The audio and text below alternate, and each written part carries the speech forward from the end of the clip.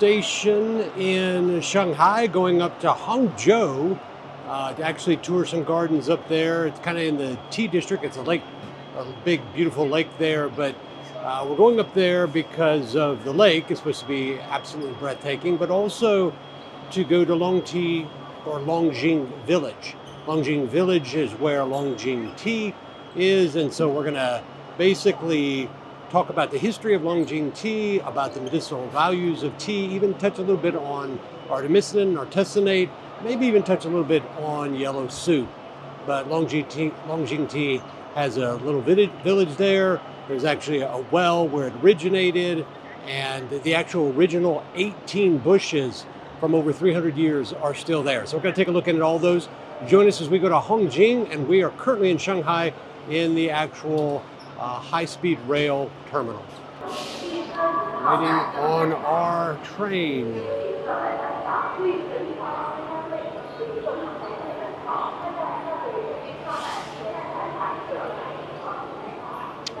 So we'll see you as the train arrives. Nature built pharmacology first. Longjing tea. It is the tea that outlived dynasties. Dragonwell. This is where the story begins. Dragonwell Village, and we're going to go visit that here in just a little bit. We're on the train to Hangzhou, China to visit there.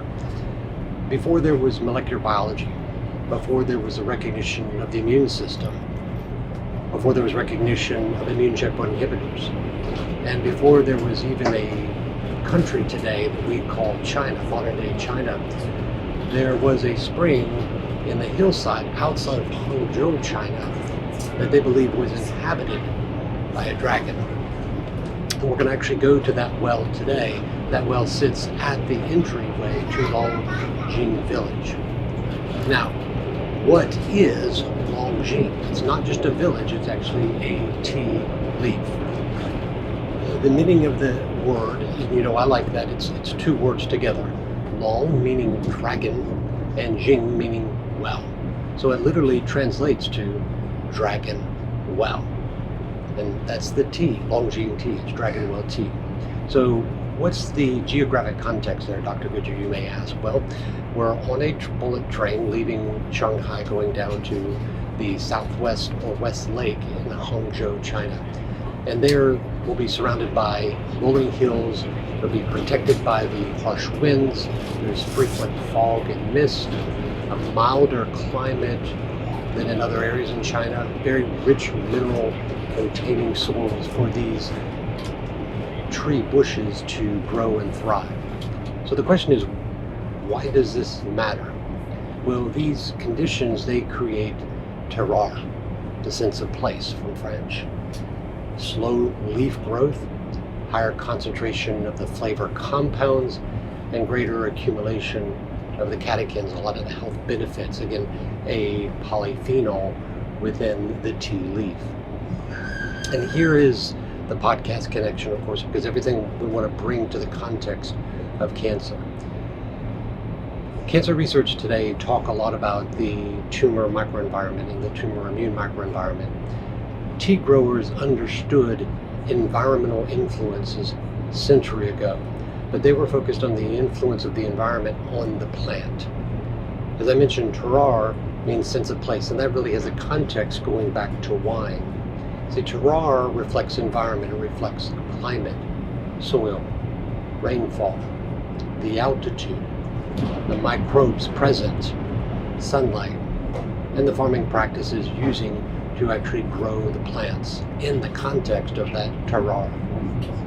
The take home is that everything surrounding the tea farm, just like everything surrounding the vineyard, it becomes part of the final product. Take the same grape, take the same tea leaf or tea plant, grow it in a different terroir, and you end up with a different tea, with a different wine. See, human biology possesses its own terroir. One terroir can create the terroir of cancer, the terror of cancer, but the same in a different place can produce peace, security, comfort, health, wellness, and life. Join me on this journey to Longjing Village to enjoy life with Longjing tea as we explore the history and the medicinal value of tea. I want to give credit to Nick Kimball, an avid tea enthusiast. No connection here, but I wanted to thank him for his work because we used it to plan our journey to Longjing Village. My wife mostly did that. She does a better job that. And you can find him at nickelkimball.com, that's 2 Ks, or Nick Kimball Travels. So we traveled, it seemed like less than an hour by speed bullet train from Shanghai to Hangzhou down here, just a little bit south. But we're going to southwest of the city of Hangzhou to an area called West Lake. Beautiful area. It's a recognized UNESCO heritage site, and it has a history of all of its own, but we're not going to really dive into that here. And got a little bit lost in the station there, but easy to follow directions, really easy to get around. But here in a country where teas are incredibly important, it is a culture, it is medicine. You might say it's royal. It's a way of life in so many different aspects. In a country where so many different valued teas exist, we're going to travel to Westlake, to Longjing Village, to explore one of China's most famous teas, Longjing tea. So we reached the National Chinese Tea Museum here in Hangzhou, and this is the Chinese character for tea. Just wanted to show that to you. Back up just a little bit. It's actually quite beautiful. Tea before Longjing. Tea's early history. I want to introduce a term, Pharmacognosy. Not a pharmacognostic, sounds like a truthsayer, but Pharmacognosy. This word comes from 2 Greek words, pharmakon, meaning drug, medicine, or remedy, and then gnosis, which is knowledge. So pharmacognosy literally means the knowledge of pharmacology, of remedies. It is the scientific study of medicines and biologically active compounds derived from natural sources, including plants, fungi, bacteria, marine organisms, and many more recently interactions within other ecosystems. So, you might say that the discovery of ivermectin was the discovery of pharmacognosy. So, as I said, literally, pharmacognosy literally means the knowledge of medicines. The actual discovery of artemisinin, is attributed to Tu Youyou in her lab in Beijing, and she was a pharmacognostic. Now, earliest documentation use of green tea, its earliest origin, it's really hard to pinpoint. History blends archaeology, a lot of legend, and there are written records, and we're here at a museum to try to discern those. Legendary origin, though, via traditional accounts, goes back to approximately 2737 BC. Chinese tradition holds that Xinnang, the legendary divine farmer, discovered tea when leaves blew in from a wild tea plant into boiling water. So that's their legend origin. Though foundational to Chinese culture, it's widely considered legend, obviously. But roughly, we're talking 5,000 years ago, approximately. Earliest archaeological evidence, the earliest physical evidence that we have, actually comes from a tomb. The archaeological analysis of tea residues from the tombs dating back to the Han Dynasty actually are our earliest archaeological evidence of that. Notably, the Emperor Jing of Han, who died 141 BC, so still going back many millennia. Chemical analysis detected biomarkers that were consistent with Camellia sinensis, that's green tea. The earliest written documentation goes back to the 1st to 3rd century AD. And here they described many different benefits and mechanisms. They described the medicinal preparation. They described preparation overall, digestive aid, stimulant, its use as a tonic for alertness, and just a stimulant in general. Tea was more than just medicine at that time. It was an everyday beverage, but it wasn't always that way. It began as medicine, it began as agriculture, but it became a way of life. It has always been that medicine, but it really traversed to become an institute in culture. It has outlasted dynasties. It only recently has become known as a beverage in Western cultures. But it's not a beverage here. What I've discovered is it's a way of life. What's the ancient medicine context? Well, tea originally was functional. It was obviously therapeutic. Medicinal was one of its first uses. It was not necessarily recreational. That's only been recently. An interesting point to consider, the first physicians and herbalists viewed tea more as a medicinal plant than a beverage. Again, beverage is more of just a modern day concept and really kind of a Western philosophy framing of it. Now, the author Lu Yu authored the Classic of Tea. This was a book that changed really tea. Who was Lu Yu? Lu Yu was known as the sage of tea, or the father of tea culture. And this was really key. This manuscript, the Classic of Tea, was a major pivot from tea as a agriculture and medicinal therapy to culture. So the historical context here is that this Chinese philosophy monograph on tea and tea culture, written during the Tang Dynasty, it was written by Lu Yu between 760 and 762 AD, somewhere in those 2 years. It's the first known tea classics in the world. First comprehensive book on tea. Now, what did the book cover? What could it cover at that time? Well, it covered cultivation, obviously agriculture, right? Preparation, water quality, brewing, and the cultural significance of tea. Here's why that matters. Lu Yu and the Classics of Tea transformed tea from merely a plant, agriculture, and a medicinal product, into a cultural institution and a way of life. And then, unless you experience, it's hard to really gauge how impactful it is on their daily experience in life. So here's a question. What turns a plant into a civilization-defining ritual? Because that's really what tea does. Tea has changed how they approach life, how they approach their day, how they approach their month, how they approach their year. The harvest of tea, the use of tea is built into their day. But we're not necessarily here focused on the cultural aspect of tea, though it's fascinating. I'm interested in the medicinal application of it. And I think there's some cultural pieces that we can take and apply, like taking an hour out of your day to relax, drink some nice long green tea, and de-stress. Focus, relax with the caffeine and combination of L-theanine. So I think there's some cultural aspects of it that are beneficial, de-stressing. But I think it's the medicinal application that I'm most interested in that we're going to talk about here. I think this sign reads it well.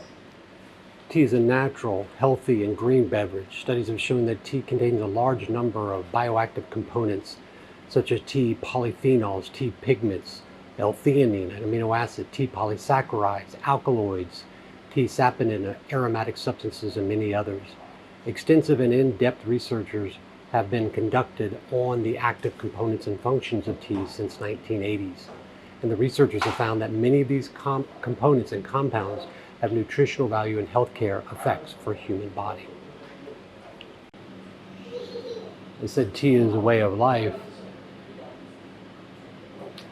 And in the museum, Tea and Life, you can see they've got all variety of products here that are tea based.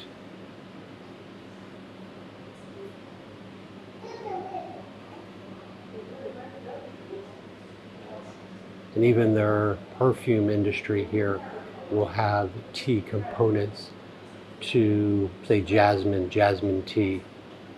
Just beautiful imagery that accompanies this as well.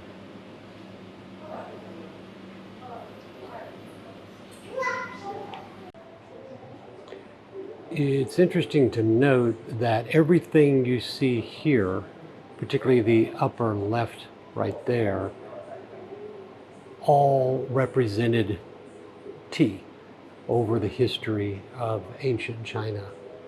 Again, Lu Yu of the Tang Dynasty basically called all of them different in the classic of tea: Cha, Jia, Ming, Xuan. And it was only during the Qing Dynasty that the concept of tea became tea that we know it today in that word. And then again, in that upper left-hand corner, that is the character for tea. Each one of these represents what at a time was a character that said not tea, but the drink. What we know it today is as tea, and that left upper character. There's a father and a mother of tea. The mother of tea is considered the water, the purity, and that being the mother of tea. But the father of tea is what it's made in, what it's drank out of. And it's together the mother of the tea and the father of the tea that bring together the life that is the tea that is drunk today. That's what legend says. Jihran was a monk poet and friend of Lu Yu, who wrote the classic of tea. He was considered a tea god. Now, Jihran was the first to suggest a tea ceremony. Later, Lu Tu wrote the 7 Cups of Tea. It's a poem. Here's the poem. The first cup moistens the throat. The second shatters all feelings of solitude. The third cleans the digestion and bridges to mind the wisdom of 5,000 volumes. The fourth induces perspiration, evaporation, all of life's trials and tribulations. With the 5th cup, body sharpens, crisp. And the 6th cup is the first on the road to enlightenment. The 7th cup sits steaming. It needn't be drunk, as from head to feet one rises to the abode of the immortals. Longjing tea and the tumor immune microenvironment. Remember, looking at the tumor immune microenvironment, we're talking about 3 major states. The immune desert, where the immune system's not there, very few immune cells are there. The immune system's not primed, about 20%. Immune excluded, upwards of 75%, where the immune cells are trapped outside of the parenchyma in the stroma, or they're kept out of the tumor. And then, of course, the inflamed, where the immune system is immune cells are actually there, but they're dysfunctional. They're restrained, they're inhibited. And so when we look at green tea, much of the research is around EGCG. That is one of the major components of polyphenols. Now, major peer-reviewed anti-cancer activities of green tea and EGCG have been described, but the mechanisms here are primarily preclinical.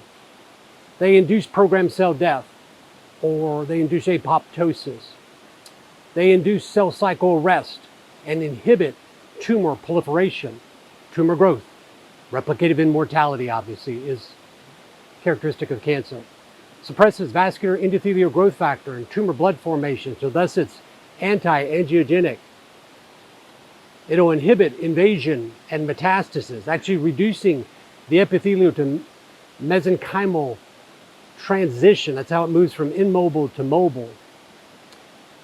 EGCG and green tea have actually been shown to also suppress cancer stem cell, reducing self-renewal and the stemness. Remember, that's a polarization, not a hierarchy now. modulates epigenetics via DNA methylation, histone modification, and microRNA regulation. So you can see significant descriptions here of the broad mechanisms of green tea and EGCG, even modulating the immune system, enhancing anti-tumor immunity and modifying the tumor microenvironment. Of course, it reduces chronic inflammation, inhibiting nuclear factor kappa beta. Now we're getting specific. Cyclooxygenase 2, COX-2, and other inflammatory cytokines. Great interest in interleukin 6. Modulates oxidative stress as an antioxidant in normal tissues, but research suggests pro-oxidant in some cancer cells.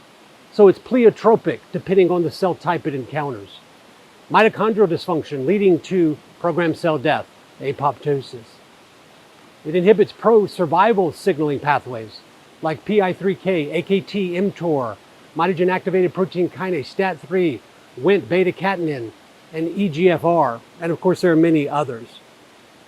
Now, when it comes to chemotherapy and radiation, they actually improve the sensitivity and they can actually reverse resistance when treatment resistance has developed.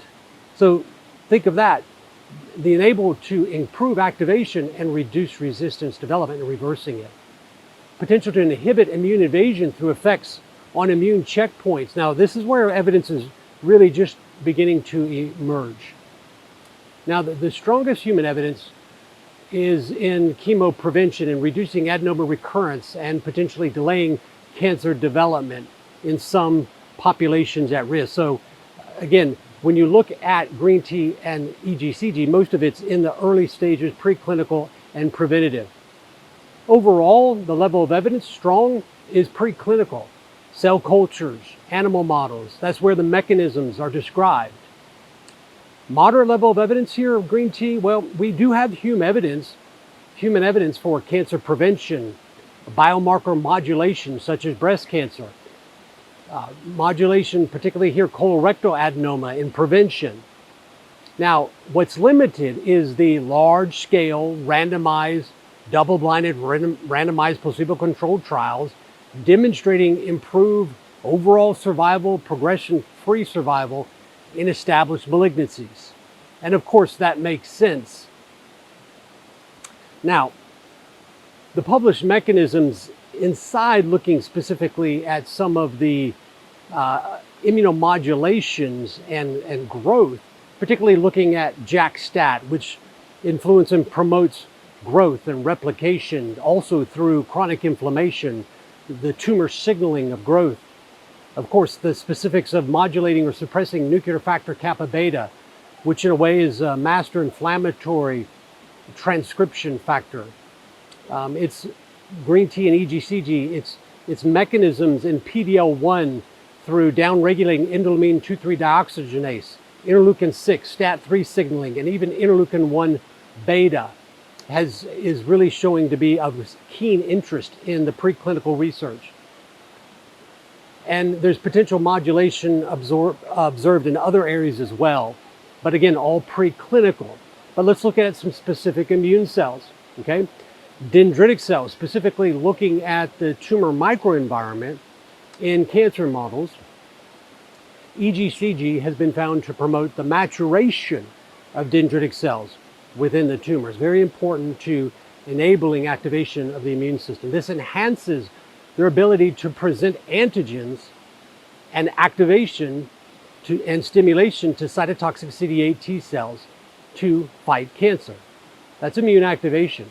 Effectively, they modulate the tumor immune microenvironment to go from one that's non-immune responsive to one that's anti-tumor immune competent.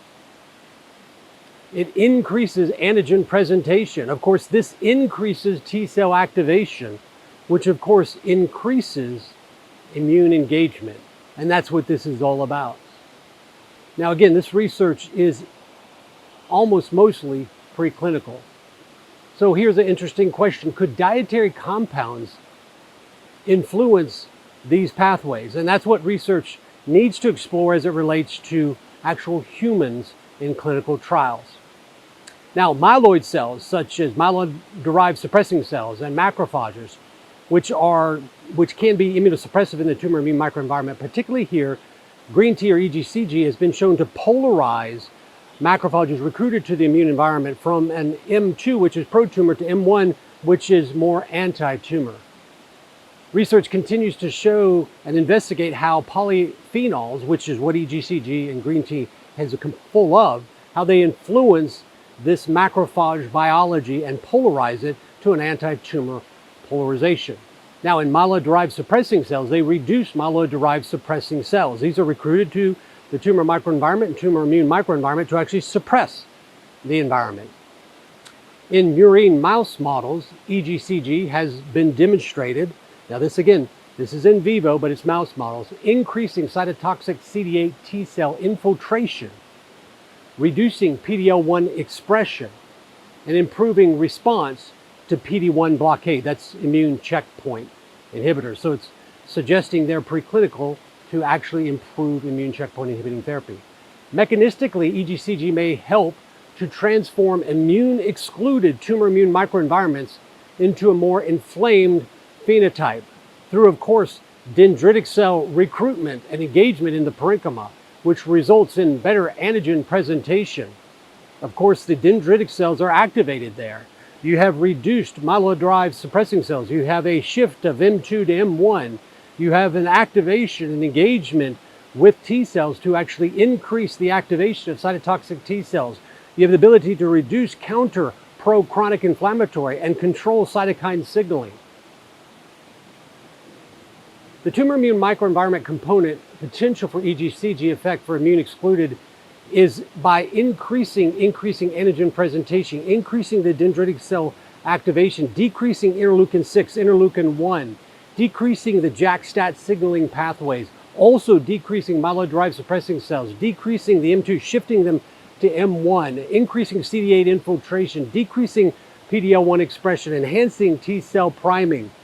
See, what we have here is a polyphenol, EGCG, coming from green tea that could be a key component in agriculture, in medicine, in culture, in ceremony, in life, and in the ability to convert immune desert to immune excluded and immune excluded to inflamed, which is a immune tolerant tumor. That is, the immune system is tolerating the tumor, to now full anti-tumor immune competence, where the immune system recognizes the tumor and destroys it. The beauty around this museum, the gardens, it just seems to put, I think, green tea in a very different context. You know, in Western world, in medicine, in integrative medicine and natural, we think of green tea and EGCG as a pill, as a supplement to take. But what I see is something very different. I actually see EGCG, but within the context of tea, within the context of history, of a culture, of a way people live life, but before that, of medicine. And it comes from agriculture. It comes from the earth. It comes from the soil. We reap what we farm. The question is, do we want to farm FARM, health and wellness? I think green tea and a ceremony of tea daily to reduce stress is a way to do that. Or do we want to farm PHARM, stress and disease and pharmaceutical dependency? I guess the choice is ours. So to look at the scientific reality, we have to ask some important questions. What is proven? What is promising? And what remains speculation? Meaning, what do we not yet know the specific details of it? Well, when we look at green tea and EGCG, there are actually many human trials, but most just evaluate cancer prevention, biomarkers, precancerous lesions, and recurrence risk. All important in their own right, but not looking at overall survival and progression-free survival. I'm going to go through a few examples. Check out the show notes for the supporting studies. Read them for yourselves. The strongest human evidence for green tea EGCG is in cancer prevention and biomarker modulation, rather than in the specific treatment of established diagnosed cancers. So, for example, looking at prostate cancer, a 2006 study looked at men with high-grade prostatic intraepithelial neoplasia. They received 600 milligrams of daily green tea catechins for 1 year. The green tea group developed significantly fewer prostate cancers than the placebo group or the control arm, which did not take in the 600 milligrams daily of green tea extract for a year. This was the first proof of concept randomized trial suggesting green tea catechins could actually delay prostate carcinogenesis in high-risk men. Pretty profound when you think about it, because it can slow the progression to actually diagnosed cancer. Second is polyphenol A, which is a proprietary mixture of green tea catechins. And here, this was a randomized placebo-controlled trial of 97 men with high-grade prostatic intraepithelial neoplasia also. Or this also included a typical small acinar proliferation. Now here was 400 milligrams of EGCG a day for 1 year, not 600. There was no statistically significant reduction in overall prostate cancer incidence, but fewer men actually progressed to the combined endpoint of prostate cancer or persistent atypia. So again, different doses, but very similar effects. This demonstrated excellent long-term safety, as one might imagine. Now the third study here is looking at colorectal adenoma prevention. It's 2008. Here, the patients were previously treated and they had removed colorectal adenomas. And they continued to drink green tea, and they were randomized to receive additional green tea extract. Now, the addition of green tea extract reduced the recurrence of the adenomas by approximately 50% in the extra group. And though this was after 1 year, so it needs to be an extended duration. This is one of the strongest human studies supporting colorectal cancer prevention with green tea. Quite dramatic. So I think there's probably a duration aspect that's just as important as dosed. Now, another study looking at breast cancer was a Minnesota green tea trial. Over 1,000 postmenopausal women with dense breasts received 800 milligrams of EGCG a day for 1 year. There was no overall reduction in mammographic density, although in the younger postmenopausal women, again, earlier to that menopausal transition, they showed some possible benefit. This demonstrated obviously good safety and it provided important biomarker data rather than evidence of cancer prevention, so some reduction in biomarker data.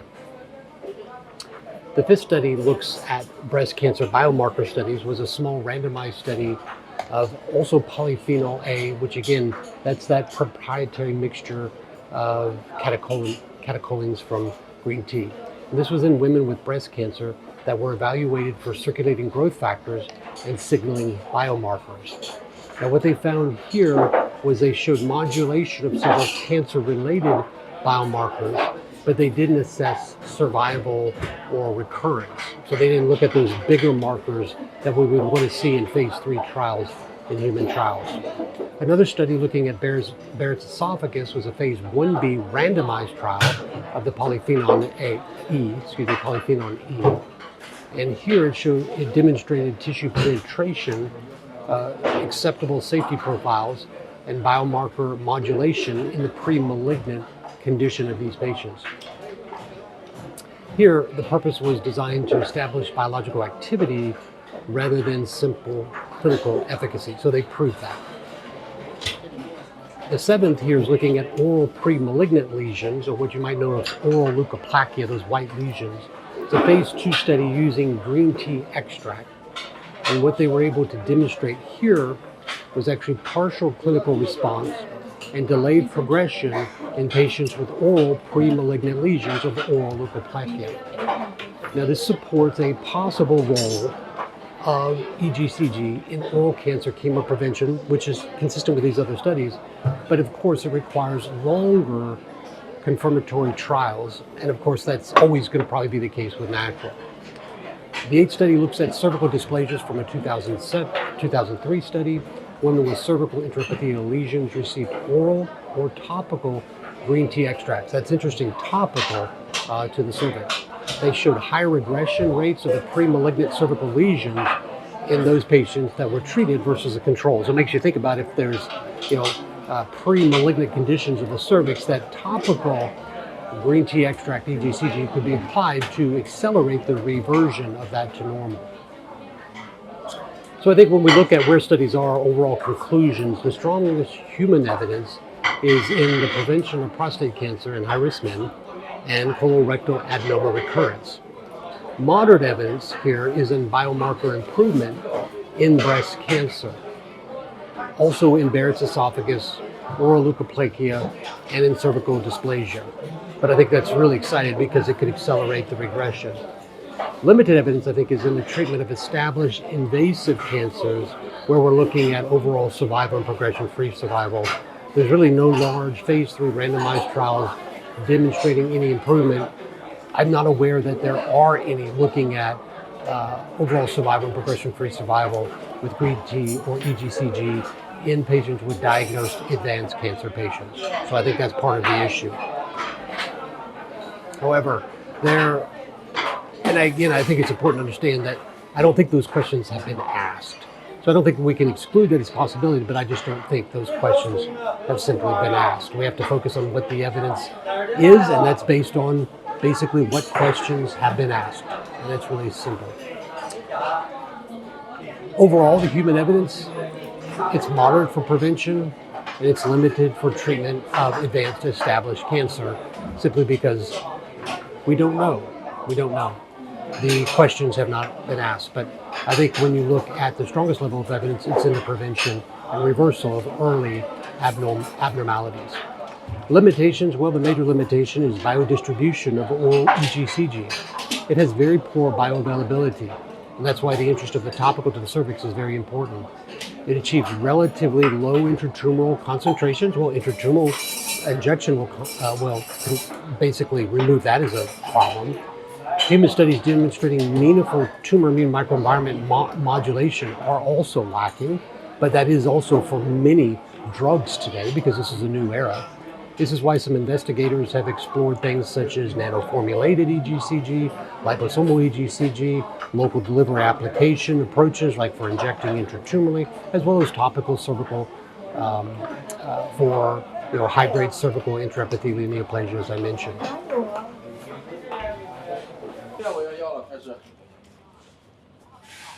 So not sure where we are. We think we are in Longjing Village or somewhere near there, but cab driver dropped us off here and told us to go get our face washed with a Longjing tea, which I'm sure it makes sense that it could because it's good antioxidant, anti-inflammatory. But we're not sure exactly where he dropped us off because he was supposed to drop us off at the temple where the supposed Longjing well is, and he didn't. So there you go. I guess the life and adventures of travel. Now we're just trying to find our way. Yeah, so here's what we can surmise that he did. He took us basically up to the top of the hill because he wanted to drop us off somewhere in particular where obviously he had a connection with, where we could trade with them, because they kept wanting us, they wanted to wash our face, but that's not what we were wanting.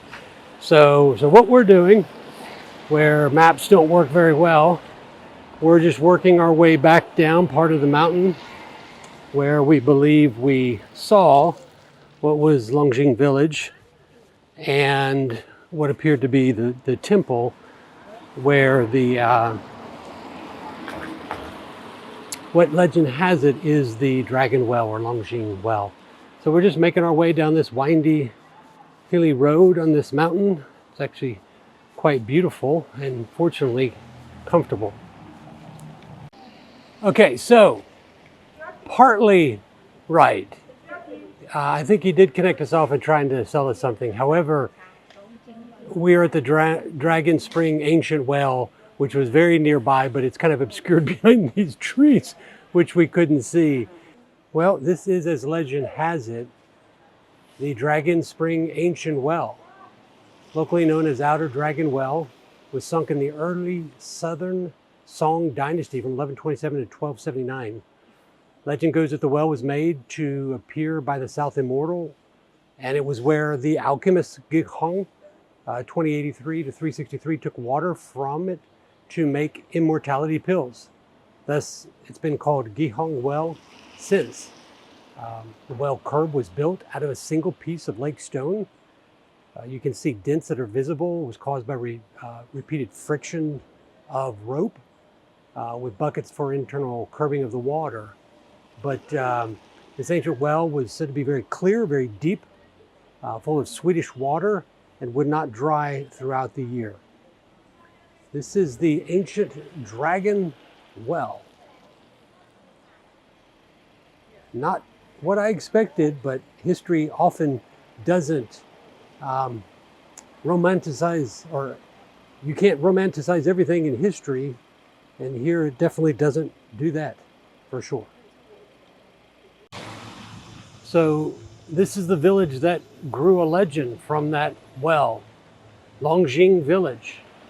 It's not much, but history doesn't always, have to romanticize things to make it real and impactful. So the history is here is that during the Tang Dynasty, it was just a small farming settlement. And then following that, the Song Dynasty, that's where tea production really expanded and became kind of a major industry here. The Qing Dynasty is really where it hit its stride, because that's where it achieved imperial recognition. And when that happened, it became a mainstay in culture. It was already there, but then in the Ming Dynasty, modern Longjing tea emerged. And then that brings us to the modern era, where it is a protected cultural landmark. And it's basically highly valued, one of the most highly valued teas in China and really all the world. And it really comes down to terroir, the terrain, the environment, which is borrowed from wine science, comes from a French sense of place. That's what the word means, sense of place. And in general, the concept goes far beyond just the soil alone or the grape as it relates to the fruit, but it goes to climate, which obviously includes temperature, rainfall, humidity, sunlight. The geography, we're in the mountains, the altitude, the slope, we're on slopes here, walking down them and up them, orientation to the sun. I don't know where it is because it's very cloudy. The soil composition, the minerals, the drainage, the organic matter, water availability, the local microbial system with the bacteria, fungi, yeast, and the traditional agricultural practices that developed and maintained in this region. The same plant grown elsewhere does not produce the same flavor, right? It doesn't produce the identical level of constituents or contain the same medicinal value. One plant grown in another compared to the different one in the other. We know that from grapes as it relates to wine. We now know that as it relates to tea.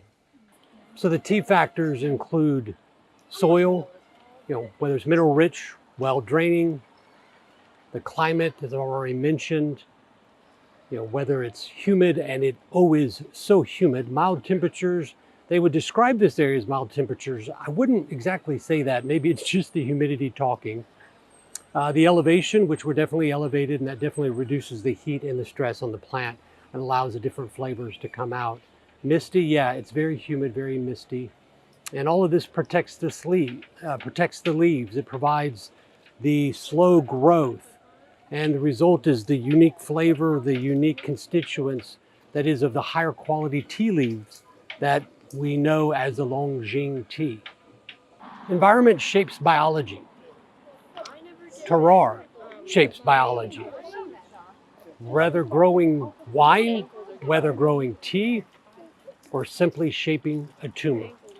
The terroir within us is what creates the environment that allows it to initiate, to grow, thrive, and survive. The Song Dynasty tea culture, tea became associated with scholarship, poetry, philosophy, reflection, enlightenment, and really kind of nobility. But then there was a push to reconnect it to the culture, and so tea became an affirmation of more simple things, more focused things. So though tea has had its moments of being an intellectual philosophy reflective drink, it's also had moments where it's a focus on the simple things, not just in the tea, but the simple things. I would say more related to what's in the environment. Well, we had a little bit of a swing and a miss because we did find the Longjing well, as you could see in the video, but we did not locate the 18 Imperial Bushes. The 18 Imperial Bushes were basically our next track, but because of time constraints, and we were doing the mosquito dance as we were making our hike down the mountain there, the hillside, and we stopped alongside some locals who were doing some construction work, some electrical work, and I think they were laughing at us and at the mosquito dance that we were doing because we were ill prepared for the mosquitoes, but thank goodness I was carrying peppermint. My wife and my mother were very happy that I was carrying peppermint, as I always do, because peppermint rebuffs mosquitoes. The 18 Imperial Tea Bushes, and this is important next part of this story, though we weren't able to see it. Xianlong was the emperor. He was emperor from 1711 to 1799, and he was one of China's longest reigning rulers. And he was visiting, as legend goes, he was visiting southern China, and he did so repeatedly because it was known for, he was known, for poetry, scholarship, and he very much appreciated tea. According to tradition, and probably a lot of legend, he received word, the emperor, that his mother was ill. And so what he did is he personally harvested some of the tea leaves from 18 plants. He returned with the tea leaves and the tea, and his mother improved. So as a result of that, he designated these 18 bushes, which you can see today, as Imperial Bushes. We just unfortunately failed to make that journey, if you will, and find that connection and that holy grail. So why preserve plants? Well, humans preserve historic buildings, monuments, documents. It seems to me that a lot of what China's preserved is a little bit different. They preserved all of those, but living plants. This creates a quite unusual bridge between agriculture, history, culture, medicine for that matter, from past to modern to the future. So another question. Is this a different reflection of a dragon? A different focus, a different reason, or a different focus of preservation? Defines our connection or our lack of with our ecosystem, right?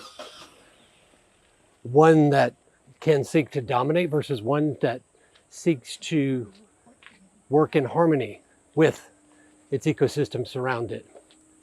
Now, it's not to criticize the other, but it's the reason why we see our part in the ecosystem as null and void. Because if our part is null and void, then all we are is to seek to dominate. Versus if we see our part as a component, then we seek harmony.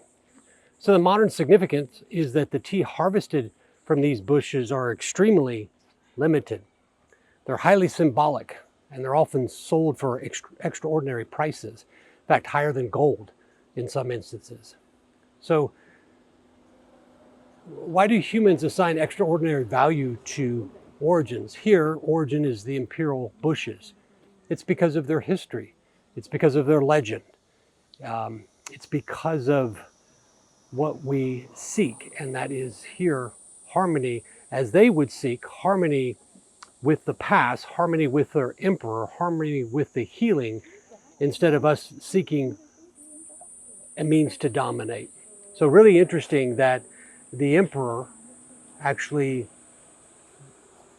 basically imperialized 18 bushes that you can still see today nearby the well, which we missed, and we are on our way back to Shanghai.